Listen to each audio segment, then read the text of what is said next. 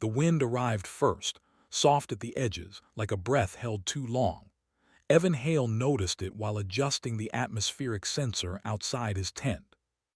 The sky above him was the wrong color, not the pale, endless bronze the planet always wore, but a deep gray that moved as if it were thinking. This world was not supposed to do that. Evan straightened slowly, one gloved hand resting on the metal pole of the sensor. His training told him not to panic.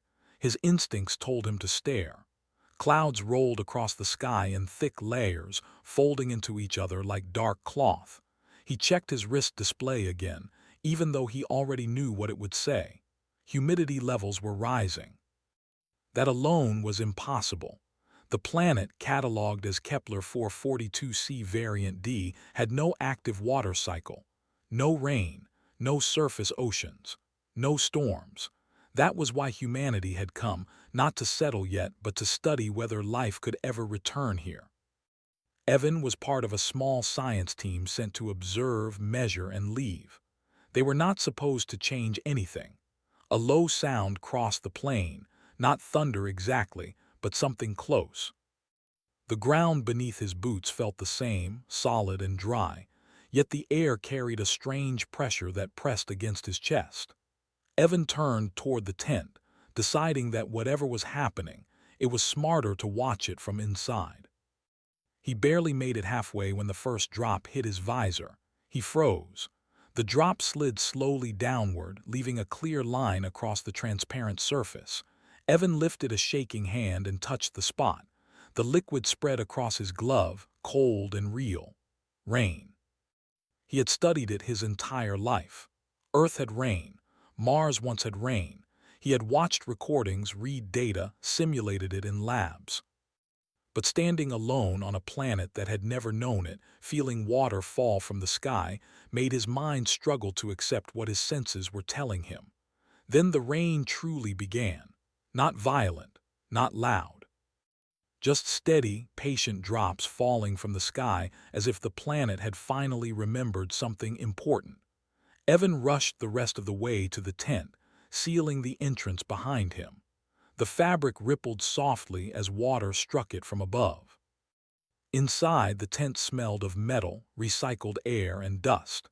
Evan removed his gloves and helmet, his hands still trembling. He activated the internal sensors, watching numbers scroll past faster than he could read. Moisture levels were climbing rapidly. "This isn't possible," he said aloud, even though no one was there to answer. A sound came from outside. At first, Evan thought it was the rain hitting something solid. Then it came again, sharper this time, followed by a faint, unsteady breath. Someone was out there. His heart began to race. There were no human settlements within hundreds of kilometers. His team was stationed farther east, monitoring ground stability. The planet had no recorded surface life beyond simple microbial traces deep underground. Evan moved toward the tent entrance slowly. "Hello," he called, keeping his voice calm. "This is a human research site. If you can hear me, please respond." No words came back, only the sound of uneven movement and something brushing against the tent wall. He hesitated only a moment before unsealing the entrance. The flap opened, and a figure stumbled inside.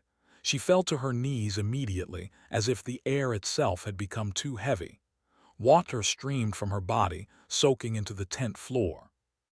Her skin was a pale, muted blue-gray, smooth and faintly reflective under the interior lights. Her clothing clung to her, thin and unfamiliar, clearly not designed for exposure like this. Evan stared, his mind scrambling to catch up. She was not human. Her eyes were large, dark, and unfocused, blinking rapidly as if the light hurt. She drew in short, shallow breaths, her chest rising and falling too quickly. Her hands, long-fingered and delicate, gripped the fabric beneath her as if it were the only solid thing left in the universe. Evan dropped to his knees a few steps away, careful not to touch her yet. "It's okay," he said gently. "You're safe. You're out of the storm." She lifted her head slowly, water dripping from her chin. Her gaze met his, filled not with fear of him but with confusion so deep it almost hurt to see. She opened her mouth, closed it, then whispered, her voice barely audible. "We've never known rain." The words hung in the air, heavier than the storm outside. Evan swallowed. You've never had rain," she shook her head weakly. "The sky was always empty, or burning, never this." She gestured faintly toward the tent roof, where the soft sound of falling water continued. "We were told it meant the end." The end of what, she did not say. Evan's training screamed at him to document everything, to record her words, her biology, the first confirmed intelligent life on this world.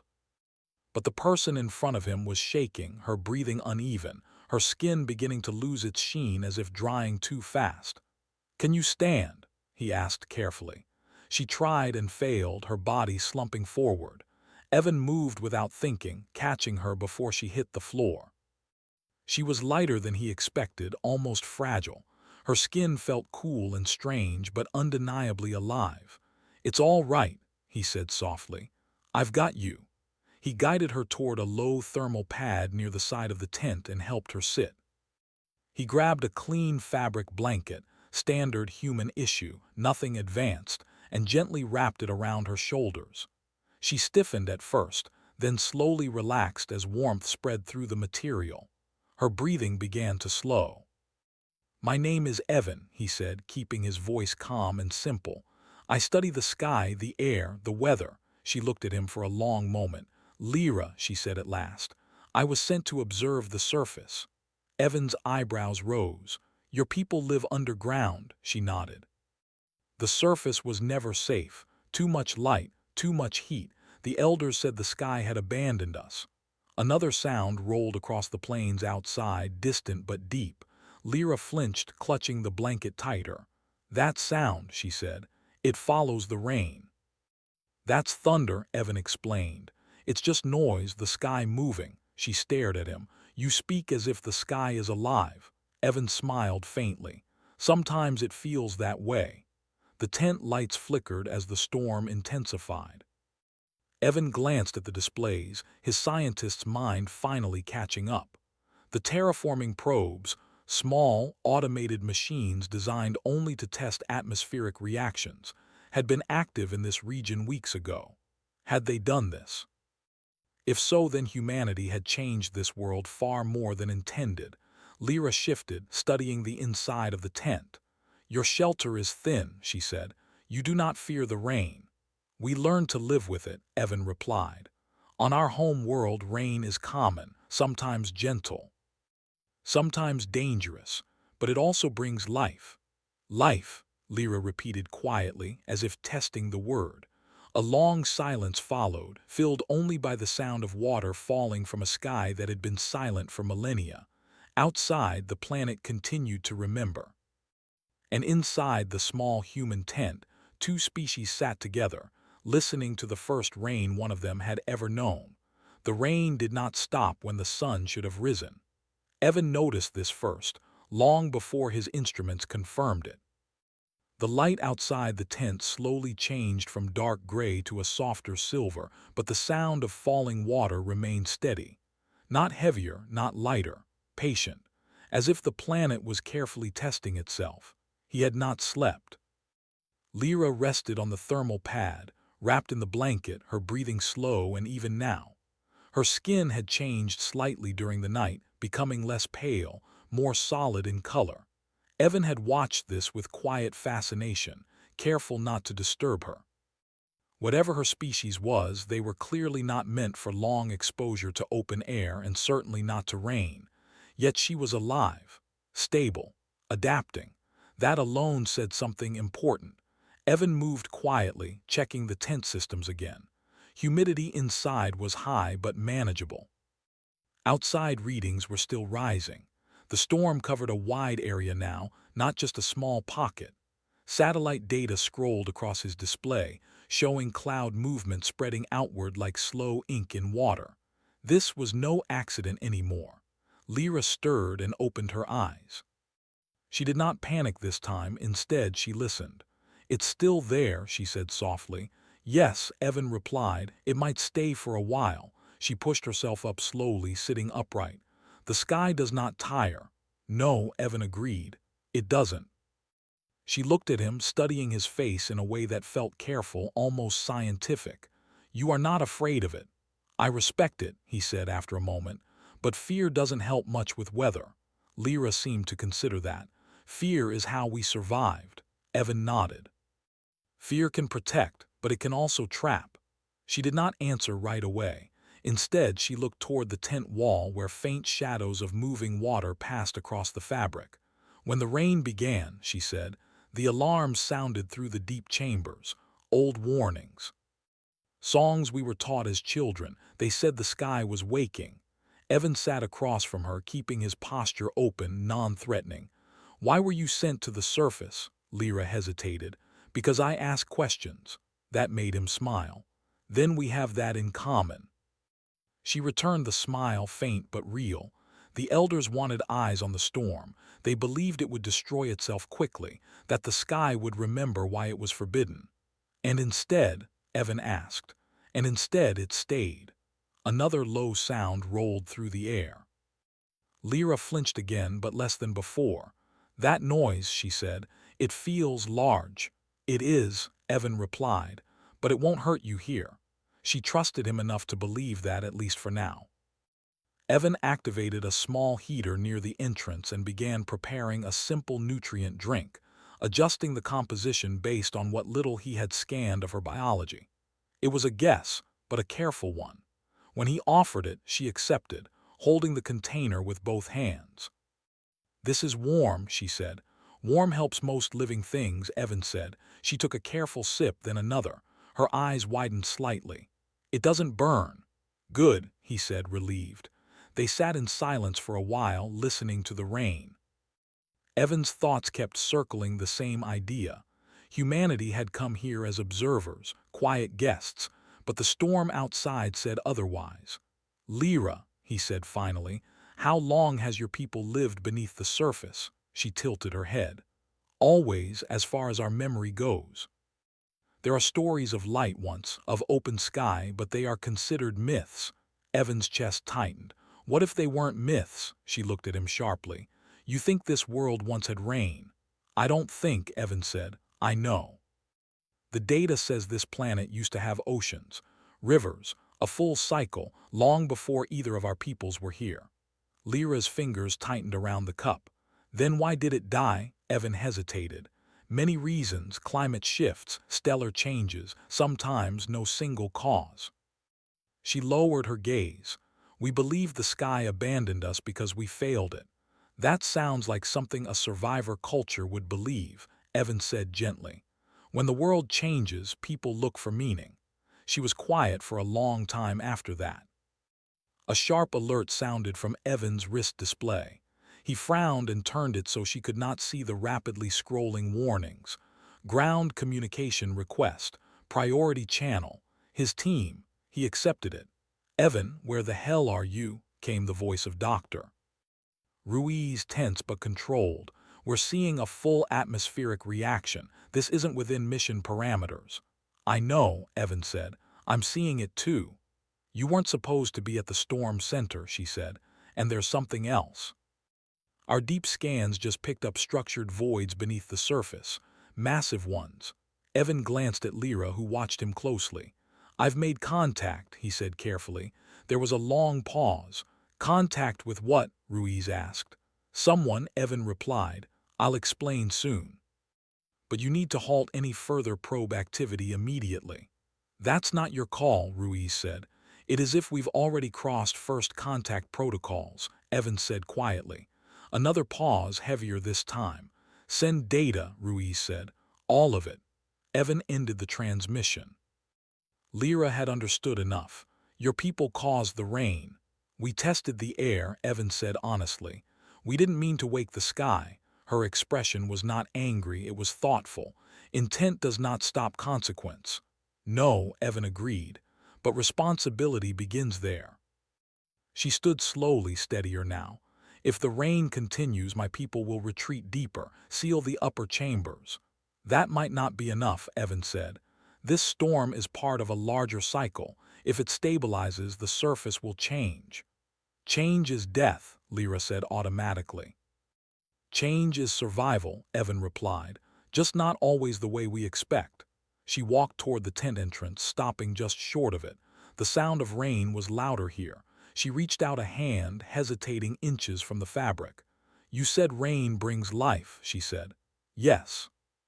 Then why does it feel like loss? Evan stood beside her. Because life often replaces something else, and saying goodbye is hard. She pressed her palm gently against the tent wall. Water ran down the outside, tracing invisible paths. We built our cities to escape the sky, she said. To forget it. Evan followed her gaze. On my world, some people tried to control the sky, stop storms, redirect rain. It never worked for long. What did work? She asked. Learning when to shelter, Evan said. And when to step outside. She turned to him. You stepped outside knowing the storm was coming. I did, he said, because understanding something requires meeting it. Another deep sound echoed across the land, but this time Lyra did not flinch. She lowered her hand. I must return, she said. They will listen to me only if I speak soon. Evan nodded. I can walk with you part of the way. She looked surprised. You would leave your shelter. Yes, Evan said simply. They sealed the tent behind them. The rain touched Evan's skin directly now, cold and familiar. He watched Lyra closely as the first drops hit her again. She stiffened, then breathed through it, remembering warmth, fabric, calm. The sky stretched endlessly above them, no longer empty. And beneath it, two small figures walked forward, not knowing yet whether this rain would become a shared future, or the greatest test either species had ever faced. The rain followed them as they walked. Not aggressively, not chasing, but present, as if the sky had decided that this part of the world mattered now. Evan adjusted the hood of his suit, slowing his pace to match Lyra's shorter steps. She moved carefully, watching the ground as water darkened the dust beneath her feet, changing its texture with every moment. This ground was never like this, she said. It always broke apart when touched. It will settle, Evan replied. Water helps bind it. She looked unconvinced but said nothing more. They reached a shallow ridge where the land dipped downward into a wide, open basin. Evan stopped without meaning to. Before them, water had begun to collect. Not deep, not fast-moving, but enough to reflect the gray sky above. Tiny streams formed natural paths, joining together, choosing directions no map had ever recorded. Lyra stared. It's staying, she whispered. Yes, Evan said. At least for now. Her people had always described the surface as hostile, empty, something to escape. Yet here it was, slowly reshaping itself without fire, without force, just patience. They continued until the ground beneath their feet changed again, becoming firmer, smoother. Evan recognized the signs even before Lyra pointed them out. The entrance is near, she said. It was not a visible doorway. Instead, the land itself seemed to curve inward, a wide slope descending gently into shadow. The rain did not follow them inside. It stopped at the edge, water running along unseen channels, redirected away from the opening as if the ground had been trained to protect what lay below. Lyra paused at the threshold. They will be afraid, she said. They might, Evan agreed. But fear doesn't mean refusal. She looked at him. You speak as if you've done this before. Evan smiled faintly. Humans have met fear many times. Sometimes we listened. Sometimes we didn't. We learned more when we listened. She nodded once, then stepped inside. The air changed immediately, drier, cooler. Dim lights embedded in the walls activated as Lyra moved forward, responding to her presence. The architecture was smooth and organic, shaped more by growth than construction. Evan slowed, careful not to touch anything unnecessarily. Figures appeared ahead, emerging from side passages, their movements cautious but coordinated. They looked like Lyra, but older, their skin darker, marked with fine lines that caught the light. Their eyes fixed on Evan instantly. "The surface bearer returns," one of them said, voice echoing softly through the chamber. "And she brings the sky with her." Lyra stepped forward. "I bring knowledge."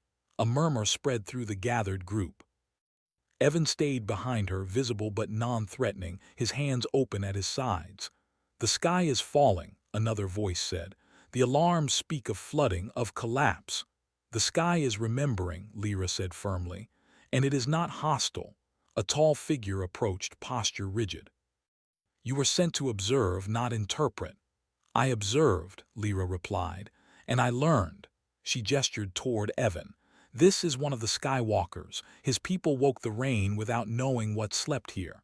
A sharp intake of breath rippled through the chamber. "They did this to us?" the tall figure asked. "They did this to the planet," Lyra said, "and the planet responded." Evan stepped forward slightly. "We did not intend harm. We came to study recovery, not force it." "You forced it," another elder said. "Our cities were built to escape this." "Yes," Evan said calmly, "and they worked for a long time, but now the world is changing again." "Change is death," the tall elder said. Lyra turned to them. "Change is unfamiliar, that is not the same thing." She described the tent. The warmth. The way the rain felt when it first touched her, terrifying and cold, and how it did not burn her away as the stories promised. She spoke of the surface basin where water now gathered, not as a threat, but as something steady. "They fear what they do not control," one elder said quietly. "We never controlled the sky," Lyra replied. "We hid from it." Silence followed. Evan watched their faces, seeing not anger but exhaustion. A people shaped by survival alone, by avoidance, by stories designed to keep them alive at any cost. "What do you propose?" the tall elder asked. Lyra hesitated, then looked at Evan. He understood the look. This was the moment. "Observation," Evan said, "not retreat. Not expansion, just learning. We can help you understand what's happening, measure it, predict it." "And if it grows worse?" an elder asked. "Then we adapt," Evan said, "together." A low vibration passed through the chamber, subtle but unmistakable. The elders stiffened. "The upper chambers report moisture seepage," one said. "Minimal, controlled." Lyra's eyes widened. "Already?" "Yes," the elder replied. "The rain is persistent." Evan took a slow breath. "That means the cycle is stabilizing, slowly." The elders exchanged glances. "Our people cannot live on the surface," the tall elder said. "Not yet," Evan agreed. "And maybe not in the same way humans do, but adaptation doesn't mean imitation." Lyra stepped forward again. "We survived underground because we learned to reshape ourselves around limits. This is a new limit, or perhaps a new opening." The tall elder studied her for a long moment. "You would have us risk everything." "No," Lyra said. "I would have us risk learning." Another tremor passed through the chamber, stronger this time, not dangerous but noticeable. Evan checked his wrist display. "The ground is absorbing the water, slowly. Your structures are holding." "For now," the elder said. "For now," Evan agreed. "Which is why we must begin now." Hours passed in discussion. Evan explained Earth's cycles in simple terms. Oceans breathing into the sky, rain feeding land, land feeding life. He spoke not as a conqueror, but as a witness to worlds that had nearly broken and had not. Lyra translated where needed, adding her own observations, her voice growing steadier as she spoke. Finally, a decision was made. A small group would ascend, not to live, just to stand, to feel the rain with preparation, protection, and human guidance. When they emerged again, the rain had softened further. The basin now held a shallow, clear pool. Steam rose faintly where warmer air met cool water. The elders stepped out cautiously, sheltered by layered coverings designed quickly with Evan's input. They stood in silence as the rain touched them. No alarm sounded. No collapse followed. One elder reached out, letting a drop land on their palm. "It does not burn," they said, almost surprised. Lyra smiled. Evan looked up at the sky, rain tracing his face, and felt something quiet and powerful settle into his chest. Humanity had not arrived with weapons or demands. They had arrived with curiosity, and in doing so, they had given a hidden world its first real choice in generations. The rain became part of the world, not all at once, and not without resistance, but slowly, like a memory returning piece by piece. Evan remained near the entrance to the underground city for several days, moving between the surface and the upper chambers as both sides learned how to exist with something entirely new. The elders allowed him to stay, though never without watchers. Not guards, there was no threat of violence, but observers, their eyes always measuring, always learning. Evan did not mind. Observation was something he understood well. Lyra became the bridge. She moved easily now between the deep halls and the open air, her body still reacting to the surface but no longer overwhelmed by it. The coverings they had designed together helped, layered fabrics that repelled excess water while allowing her skin to breathe. Each day she stayed outside a little longer, the elders noticed. The rain does not weaken her, one of them said quietly during a council gathering. It changes her, another replied. Yes, Lyra said calmly, as it changes the ground, as it changes the sky. Not everyone was convinced. Reports arrived from deeper chambers, concerned voices, worried families, whispers of sealing the upper levels permanently. The old songs grew louder again, their warnings echoing through corridors carved long before anyone alive had been born. Evan listened to those songs one evening, standing beside Lyra as they resonated through the stone. They're beautiful, he said. They are survival, Lyra replied. But survival built on fear does not know how to grow. Evan nodded. On Earth, some of our oldest stories were warnings too. Over time, we learned which ones still protected us and which ones were holding us back. She looked at him. How did you know the difference? We didn't, Evan said honestly. Not at first. We made mistakes, still do. That answer surprised her more than any confident claim would have. Outside, the basin had grown. Not deep, but wide enough that the reflection of the sky was clear now. The rain fed it gently, never overflowing, as if the planet itself was regulating the change. Plants appeared first as color, not form. Thin green lines spread along the edges of damp ground, fragile but persistent. Evan crouched beside them, awe filling his chest. Life doesn't ask permission, he said softly. Lyra knelt beside him, careful but curious. It waits. Sometimes, Evan replied. Sometimes it's already ready. The elders were shown the plants. Some reacted with wonder, others with fear. This is the beginning of surface domination, one said. No, Evan replied, choosing his words carefully. This is recovery. Another elder asked, and when the water rises higher, when storms grow stronger, then we prepare, Evan said. We don't pretend the sky will forget us again. The hardest discussion came when Evan's team requested a full data exchange. Doctor. Ruiz appeared on the hollow display, her expression tight but focused. The council needs to know, she said. If this civilization is adapting, we can assist. Carefully. The elders gathered, watching the human face float in the air.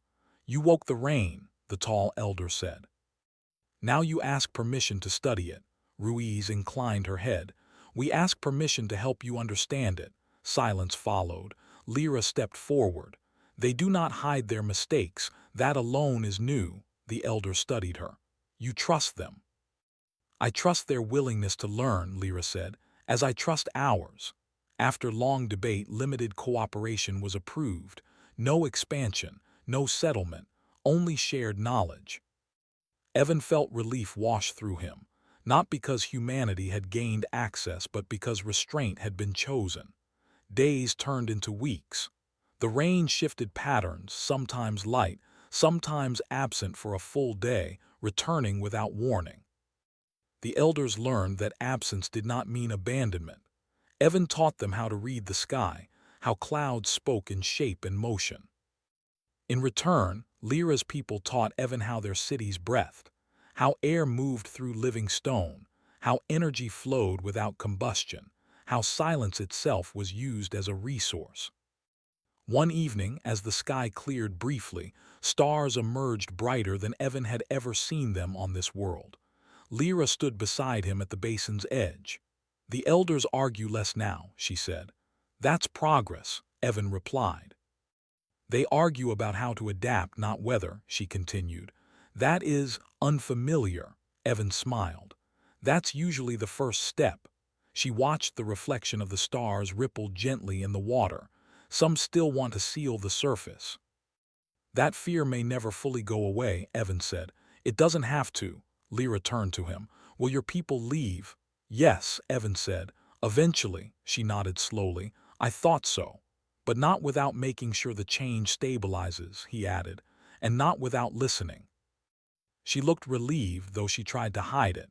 The real test came when the rain stopped completely for 3 days. Panic spread quickly.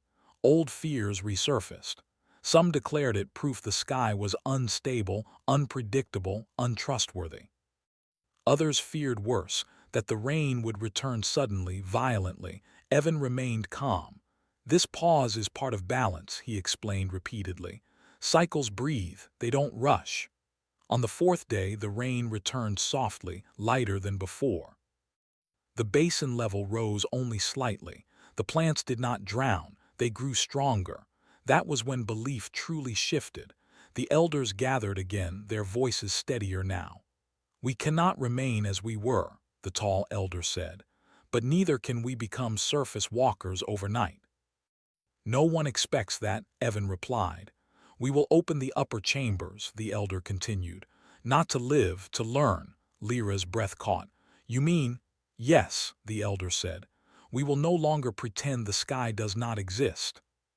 When Evan relayed the decision to his team, there was silence on the channel. "Evan," Ruiz said quietly, "this may be the most important first contact humanity has ever made." Evan looked at the sky, at the rain-fed land, at Lyra standing taller than she had when they first met. "We didn't lead it," he said. "We just didn't get in the way." That night, Lyra stood in the rain without cover for the first time, just for a moment. One breath, then another. She did not melt. She did not fall. She laughed softly, a sound that surprised even her. The sky did not respond. It simply continued to rain. The rain became a memory instead of a threat, not because it stopped forever, but because it was no longer the only story the world told about itself. Seasons began to form, not sharp divisions, but gentle shifts. Days when clouds gathered and days when the sky stayed open and clear. The elders stopped calling them warnings and began calling them patterns. Evan stayed longer than planned. His team rotated in shifts now, never in large numbers, never with permanent structures. Humanity watched from orbit and from a respectful distance, learning as much from restraint as from data. The planet was no longer an experiment. It was a conversation. Lyra changed the most. She was not the same being who had stumbled into a tent, shaking and soaked, whispering fear into the sound of rain. Her movements were more confident now, her posture straighter. She spent time in the upper chambers, then on the surface, then deep again, moving between worlds that were slowly becoming one. Children followed her, at first from a distance, then closer, curious about the one who spoke calmly of the sky. She never forced them to listen. She told stories instead, new ones.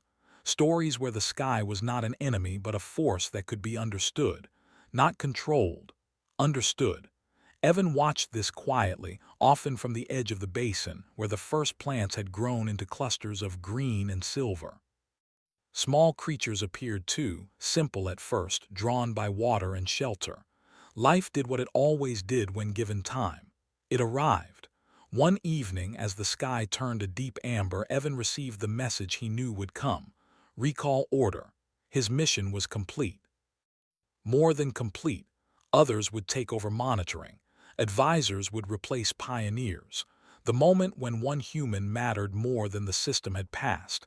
He felt no bitterness, only weight. Lyra found him standing alone near the tent he had never taken down. "You're leaving," she said. "Yes," Evan replied. She nodded, looking toward the horizon where clouds gathered again, distant and slow. "I knew." They stood in silence for a while. "My people asked what you wanted in return," she said. "For waking the rain, for staying." Evan smiled faintly. "I don't want anything." "They find that difficult," Lyra said. "Every action has always demanded payment." "Some actions are their own payment," Evan replied. She studied him. "Will you come back?" "I don't know," he said honestly. "Maybe not me.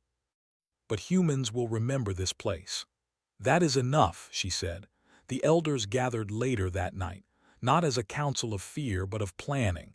The upper chambers were now open permanently, not homes but classrooms, observation spaces, places where the sky could be watched without panic.